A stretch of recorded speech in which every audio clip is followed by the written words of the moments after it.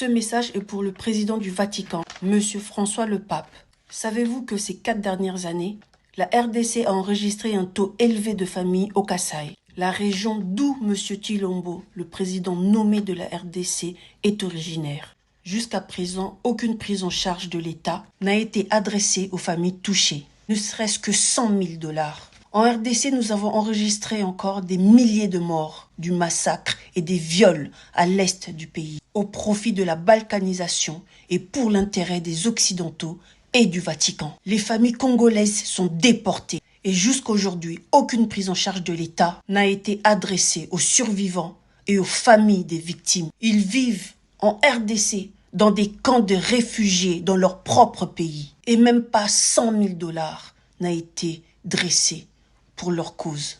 Des terribles inondations ont frappé la nation, traînant des centaines de morts. Les familles, jusqu'aujourd'hui, se retrouvent sans toit et vivent dans des rues avec des enfants de bas âge. Et jusqu'aujourd'hui, aucune aide de l'État, ne serait-ce que 100 000 $. En RDC, les malades ne sont pas pris en charge en urgence, sans payer une caution de 300 $, sachant que les Congolais vivent avec une moyenne de 1 $ par jour. Pour être transfusé, il faut un acompte de 150 $ par poche de sang et ramener 2 donneurs. Et jusqu'aujourd'hui, les familles ne reçoivent aucune aide de l'État, ne serait-ce que 100 000 $.